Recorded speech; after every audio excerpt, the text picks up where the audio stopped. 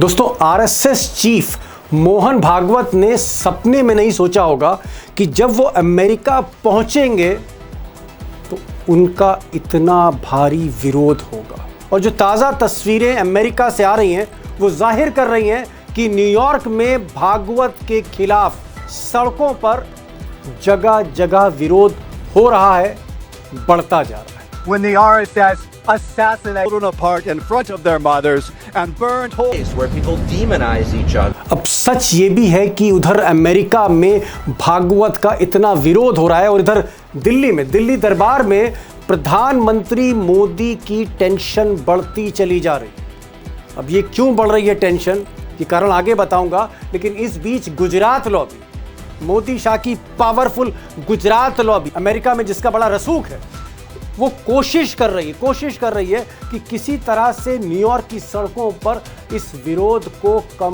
किया जाए। कोशिश हो रही है पर्दे के पीछे।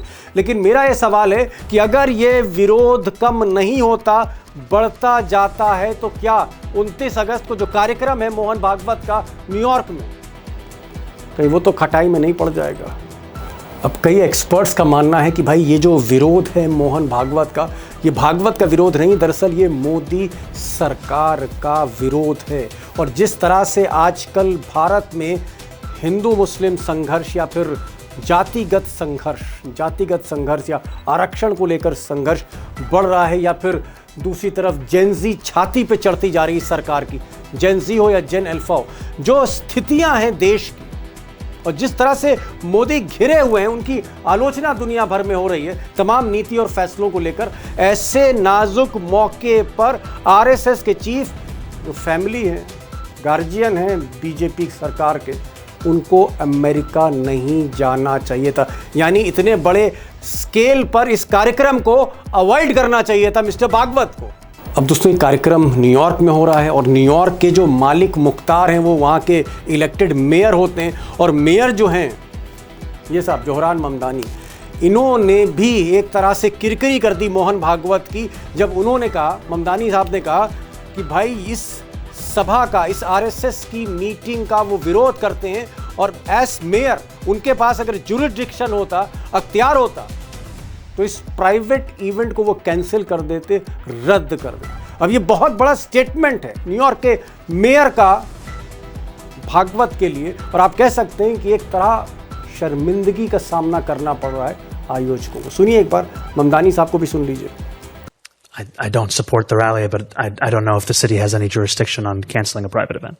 अब दोस्तों, न्यूयॉर्क में या वॉशिंगटन डीसी में जब भी इस तरह के कोई फंक्शंस होते हैं तो वहाँ के एनजीओज विरोध करते रहते हैं, लेकिन इस बार एनजीओज के साथ साथ, तमाम संस्थाओं के साथ साथ जो मुख्य विपक्षी पार्टी है, डेमोक्रेट पार्टी है, यानी ओबामा की जो पार्टी है, उसके नेता भी सड़कों पर पहली बार आ गए हैं। और इन नेताओं का ये कहना है कि भाई आरएसएस भारत में मुस्लिम और अल्पसंख्यक जो माइनॉरिटीज़ हैं उनके खिलाफ नफरत की राजनीति कर रहा है, और इसलिए ये कार्यक्रम नहीं होना चाहिए। अब इस तरह का जो विरोध हो रहा है, जगह जगह हो रहा है, एक जगह नहीं, न्यूयॉर्क में जगह जगह ये विरोध हो रहे हैं। A leader whose organization promoted hatred against Muslims, against Sikhs, against Dalits, against Christians. अब न्यूयॉर्क में विरोध हो रहा है तो भाई हिंदुस्तान की जो तमाम विपक्षी पार्टियां हैं वो भी इस पर कुछ ना कुछ बोल रही हैं। कांग्रेस का कहना है, खासकर उनके नेता विजय वाडेतिवार हैं, उनका ये कहना है कि भाई जिस आरएसएस ने सारी शिक्षा,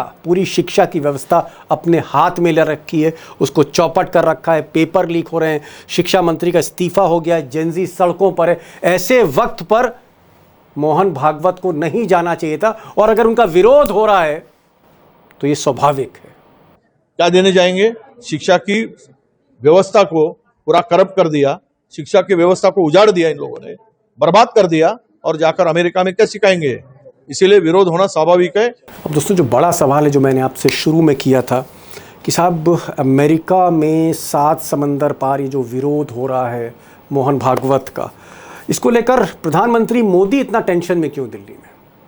क्या इसलिए टेंशन में है कि उनको लगता है कि भागवत के बाद अमेरिका में या यूरोप में फॉरेन विजिट्स में अगला नंबर उनका होगा, उनका नंबर होगा? और क्या उनका भी सड़कों पर विरोध होगा? मेडिसिन स्क्वायर पे जब वो बोलेंगे उन्हें भी वहाँ के डेमोक्रेट्स, वहाँ के पॉलिटिकल सेटअप, वहाँ की पार्टियां घेर लेंगी सड़कों पर? क्या उन्हें भी ऐसा डर लगता है? और इससे भी बड़ा सवाल है कि क्या अंतर्राष्ट्रीय स्तर पर, इंटरनेशनल लेवल पर ये जो कुछ हो रहा है विरोध, ये बीजेपी सरकार के लिए एक खतरे की घंटी है?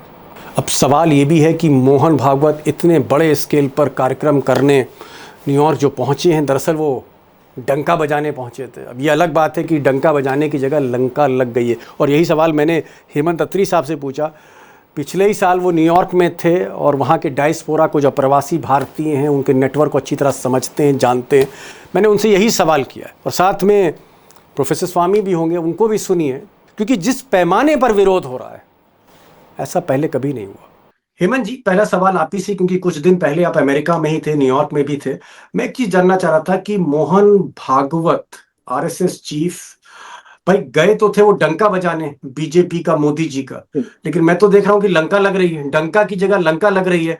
और सबसे बड़ी जो मुझे इस वक्त एक मुश्किल दिख रही है मोहन भागवत के लिए, कि वहां के जो डेमोक्रेटिक पार्टी के नेता हैं अमेरिका के, वो सब सड़कों पर उतर आए हैं, विरोध कर रहे हैं आरएसएस का, नरेंद्र मोदी का। और सबसे बड़ी बात, जो मेयर है ममदानी, उन्होंने भी कह दिया है कि हम इसका विरोध करते हैं, इस रैली का। अब ये दो बहुत ही मैं कहूंगा कि एक बहुत इंपॉर्टेंट डेवलपमेंट है कि एक खुले तौर पे विरोध हो रहा है सड़कों पर। क्या आपको लगता है कि बजाने डंका गए थे और वाकई लंका लग रही है? देखिए, मोहन भागवत जी के वहां अमेरिका जाने की और इस तरह का कार्यक्रम करने के लिए इससे खराब समय, इससे अनुचित समय नहीं हो सकता था। जिस तरीके का विरोध है, आपने तो केवल डेमोक्रेट का एक का नाम ले लिया। यहां पर तो अगर मैं संगठन गिनाने लगूंगा तो शाम हो जाएगी, जिस तरीके का सक्रिय विरोध हो रहा है। कार्यक्रम क्या है? 29 अगस्त को न्यूयॉर्क के उसी मेडिसन स्क्वायर गार्डन में डंका बजाने की बात थी और वहां पे यूनिवर्सल वननेस सेलिब्रेशन करेंगे श्रीमान मोहन भागवत जी। इनसे कोई ये पूछे कि भारत में कर ली क्या? जो भारत की वननेस थी उसका तो क्या बना दिया है पिछले 12.25 साल के अंदर, अब दुनिया का बनाने चले। तो सवाल क्या है दीपक जी, कि आज की तारीख में अमेरिका और भारत के संबंध, मोदी जी चाहे कुछ भी कहते रहे, लोवेस्ट उसके ऊपर है आज की तारीख में। जिस तरीके से ट्रंप ने, ये श्रीमान वहां पहुंचे हैं और 2 लाख वीजा कल भी कैंसिल किए हैं रात को, अगर आप व्हाइट हाउस की वेबसाइट देखें 2 लाख पिछले हफ्ते किए थे। हर हफ्ते भारतीयों की एक फ्लाइट आ रही है वहां से, जिस तरीके से भर भर के उनको वापस भेजा जा रहा है, लीगल जिनके पास वीजा है उनको भी। वैसी सूरत के अंदर आपने एक चीज और ऑब्जर्व की होगी, अभी अप्रैल के अंदर श्रीमान राम माधव डंका बजाने गए थे, पूरे मोदी सिस्टम की लंका लगाए थे। हडसन इंस्टीट्यूट याद होगा आपको, वाशिंगटन डीसी का, जिसपे क्या बोले खड़े होके पता है आपको? आरएसएस राष्ट्रवाद की ठेकेदार हिंदुस्तान की, वहां उन्होंने जो कोट एंड कोट किया, सन रह जाएंगे आप, आपने सुना होगा वो, मैंने उस पर कई कार्यक्रम किए। उन्होंने कहा खड़े होकर के हडसन इंस्टीट्यूट में कि आपने कहा ईरान से तेल मत खरीदो, हम नहीं खरीदेंगे। आपने चबाहर के लिए मना किया, हमने वो छोड़ दिया। आपने रशिया से तेल खरीदने के लिए मना किया, हमने वो भी छोड़ दिया। आपने हमारे ऊपर 50% टैरिफ लगाए, हम कुछ नहीं बोले। आपने ट्रेड डील के अंदर हमारे साथ ये कर दिया, हम कुछ नहीं बोले। ये राष्ट्रवाद था जो मोदी और उनका विदेश मंत्रालय कोई नहीं बताएगा, वो श्रीमान राम माधव ने बताया था। नहीं, आप अत्री साहब, आप कह रहे हैं कि इट्स अ बैड टाइमिंग, इस वक्त उनको नहीं जाना चाहिए था। तो मुझे ये बताइए कि अगर विरोध हो रहा है, भागवत साहब का विरोध हो रहा है, लोग सड़कों पर आ रहे हैं, नेता सड़कों पर आ रहे हैं, तमाम एनजीओ सड़कों पर आ रहे हैं, तो भाई अब विकल्प क्या, ये भी तो बताइए। अब क्या करें मिस्टर भागवत, क्या करें, ये भी तो बताइए भाई। आप तो स्थितियों को समझ रहे हैं, आप तो अमेरिका में ही थे। दीपक जी देखिए, करने का तो यह है कि इनको जाना ही नहीं चाहिए था। अब चले गए हैं तो ये जितनी फेस सेविंग ग्रेस कर सकते हैं, पहले बात तो ये अपना एक कोई मैसेज जारी कर दे वहां पर कि मैं इस तरह चीजों का वो नहीं हूं, जो कुछ मैं करने आया हूं पॉजिटिविटी के लिए करने आया हूं, हमारा वर्टिकल डिवीजन का कोई वो नहीं। हालांकि कुछ फर्क नहीं पड़ेगा, people know them inside out. आपने कहा कि कौन कौन से संगठन विरोध कर रहे हैं। UN commission on international religious freedom, USCIRF बोलते हैं, इसके अध्यक्ष आसिफ महमूद हैं, कमिश्नर साहब जीन मिल्स हैं। अमेरिकी सरकार को चिट्ठी लिख के ये कह रहे हैं कि इनकी उच्च स्तरीय बैठकों को नहीं किया जाए, डिप्लोमेटिक प्रोटोकॉल इनको ना दिया जाए, और धार्मिक स्वतंत्रता के और कौन कौन से संगठन, फटाफट नाम बता दीजिए। इंडियन अमेरिकन मुस्लिम काउंसिल है, हिंदूज फॉर ह्यूमन राइट्स है, council of American Islamic relations है, और सबसे बड़ा आपने ममतानी का नाम बता ही दिया। ठीक, जिस तरीके से उन्होंने कहा कि समझ गया कि जो मुख्य विपक्षी पार्टी है वो जो है डेमोक्रेट पार्टी, वो विरोध कर रही है, यानी ओबामा की पार्टी का विरोध है। सड़कों पर जो है आप कह सकते हैं उनके नेता सांसद सब हैं इस वक्त। इसके अलावा मेयर ने विरोध कर दिया है, और मेयर हमारे जैसे नहीं होते, मेयर के पास ताकत होती है वहां पर। उन्होंने विरोध कर दिया है। तमाम संयुक्त राष्ट्र से जुड़े संगठन हैं और भी बहुत से संगठन हैं, वो सब विरोध कर रहे हैं। तो भाई प्रोफेसर साहब ये तो बताइए, भाई आप तो बहुत सुझाव देते हैं, आप तो सॉल्यूशन भी देते हैं प्रोफेसर साहब आजकल, तो मुझे जरा इसमें तो सॉल्यूशन बता दीजिए कि भाई भागवत साहब को क्या सॉल्यूशन देंगे, कि क्या करें। अब चारों तरफ से घिर गए हैं, कंट्रोवर्सी हो रही है, क्या करना चाहिए मिस्टर भागवत को? देखिए दीपक जी, मेरे हिसाब से आरएसएस के मोहन भागवत जी को या किसी भी ऐसे आदमी को जो कम्युनलिज्म को बढ़ाता है और फंडामेंटलिज्म को बढ़ाता है, उसको अमेरिका या विदेश नहीं जाना चाहिए। जाना ही नहीं चाहिए। अरे भाई वो होप तो चले गए ना। अरे महाराज लौट आए, कह दें वायरल हो गया मैं वापस आ गया, कह दें वायरल हो गया मेरी तबीयत खराब हो गई मैं वापस जा रहा हूं, मैं नहीं आऊंगा। कारण यह है, देखिए कोई भी अमेरिका या विदेश आज के तारीख में वो आदमी जाए जो सेकुलर हो। देखिए पाकिस्तान जब बना तो कम्युनल कंट्री बना, एक फंडामेंटलिस्ट कंट्री बना और बर्बाद हो गया। हम एक सेकुलर कंट्री बने, पंडित जवाहरलाल नेहरू महात्मा गांधी ऐसे ही नहीं, इन्होंने सेकुलर कंट्री बनाने के लिए अपनी जान दी थी। सेकुलर कंट्री, अगर सेकुलर लोग जाएंगे तो ये विरोध नहीं होगा, हमारी छवि जो थी विश्व के अंदर वो बनी रहेगी। लेकिन अगर आप इस प्रकार के कम्युनल, अच्छा ये कह भी दें साहब मैं इसलिए नहीं आ रहा हूं, अरे आपकी हिस्ट्री नहीं है क्या लोगों को नहीं पता है भारतवर्ष के अंदर आप जय श्री राम के नारे लगा रहे हैं, दाढ़ी नोच रहे हैं, लिंचिंग कर रहे हैं, क्यों कर रहे हैं भाई? हम 142 करोड़ लोग मिलजुल के रहना चाहते हैं, हम हमारे बीच में क्यों भेद डाल रहे हैं? तो विश्व के, देखिए न्यूटन का थर्ड लॉ आपको पता है, जितना ज्यादा जोर से धक्का देंगे उतना ज्यादा वापस आएगा। 800 करोड़ की विश्व के पॉपुलेशन में 100 करोड़ हिंदू हैं। हमारे देश के 4 करोड़ लोग मुस्लिम और क्रिश्चियन कंट्रीज में रहते हैं, उनके देश के 10 लाख भी नहीं रहते हो। मैं समझ गया कि भाई विवाद है। आप कह सकते हैं कि दुखती रग पकड़ ली है अमेरिकन ने इस वक्त भाई। लेकिन अटल बिहारी वाजपेयी भी तो 4-5 साल से ज्यादा जो है प्रधानमंत्री रहे, वो भी तो अमेरिका जा रहे थे, तब भी तो तब इतना विरोध क्यों नहीं था? इस वक्त इतना विरोध क्यों है? मोदी और भागवत के पीरियड में, मोदी के टाइम पे इतना विरोध क्यों है विदेश में? देखिए अटल जी ने तब भी यह ध्यान रखा था अंतर्राष्ट्रीय छवि का, उन्हें पता था कि भारत की छवि है, सेकुलर बना के चलना पड़ेगा, इसीलिए उन्होंने राजधर्म की बात की थी 2000 दंगों के बाद, 2002 के दंगों के बाद। देखिए ये जो 12 साल में छवि आपने बनाई है वो पाकिस्तान वाली छवि बनाई है, वो तालिबान वाली छवि बनाई है। अब इस छवि के बाद मुझे भेज दें, हेमंत अत्री साहब को भेज दें, आपको भेज दें, हम लोग जाएंगे, सब हमारे पुराने वीडियोस को देखेंगे। हम सेकुलरिज्म की बात करते हैं, हम अपने हिंदू धर्म की बात करते हैं, अपने धर्म का पालन करते हैं, सनातनी है, लेकिन दूसरे धर्म का अपमान नहीं करते। वो हमें बिल्कुल ओपन हैंड से हमें रिसीव करेंगे। लेकिन कोई भी आदमी ऐसा जाएगा, मैं तो कहता हूं आरएसएस के, बीजेपी के किसी आदमी को विदेश यात्रा में बचना चाहिए, क्योंकि ये मोदी जी की छवि का सवाल नहीं है, आरएसएस की छवि का सवाल नहीं, ये मेरी भारत माता की छवि का सवाल है। और भारत माता की छवि खराब हो रही है, आप वहां जानते हैं, वहां पे लोग विरोध करेंगे, हजारों लोग सड़कों पे आएंगे, पूरे विश्व के अंदर मेरी छवि खराब होगी। जो मोहन भागवत साहब हैं कहे मुझे वायरल हो गया और मैंने अपने देश वापस जाना। चलिए बता रहे वायरल हो गया, वायरल कह के वहां से, खैर प्रोफेसर साहब बड़ा इम्प्रैक्टिकल आपका वो है, लेकिन ठीक है सॉल्यूशन दे रहे हैं। अत्री साहब आप तो अमेरिका पहले भी गए, फिर आप जाने वाले अमेरिका हैं। मैं एक चीज जानना चाह रहा था कि 2014 में जब मोदी गए, मेडिसन स्क्वायर गए, न्यूयॉर्क गए, वॉशिंगटन डीसी गए और तमाम शहरों में गए, वहां पर लोग उनको इंडियन डायस्पोरा, अप्रवासी भारतीय आते थे, बड़ी संख्या में आते थे। क्या अब वो स्थिति नहीं है? क्या अब मोदी जी अमेरिकन इंडियंस जो हैं, इंडियन अमेरिकन जो हैं, जो वहां भारत के लाखों लोग रहते हैं, क्या उनमें भी अब मोदी की छवि, आरएसएस की छवि धूमिल हो रही है? ऐसा आपको लगता है कि चेंज आया है 10-12 साल में? दीपक जी पिछले 4 साल में ही आया है, खासतौर 4 साल? बिल्कुल बिल्कुल 4 साल में। अगर आप उससे पहले कोई लोगों से अमेरिका में मिलते हैं, क्या बोलते हैं वो? उन्होंने ही बताया ये कि पहले, उससे पहले आरएसएस इतना गदर नहीं काट रही थी, खुल के नंगा नाच नहीं कर रही थी माइनॉरिटीज के खिलाफ, जो इन्होंने अब जो इनकी हिम्मत और हिमाकत ये लोग कर रहे हैं, वो चीज पहले नहीं कर पा रहे थे यहाँ पे ये। और जो हो भी थी तो वो छोटे लेवल पे थी, वो रिपोर्ट नहीं हो रही थी।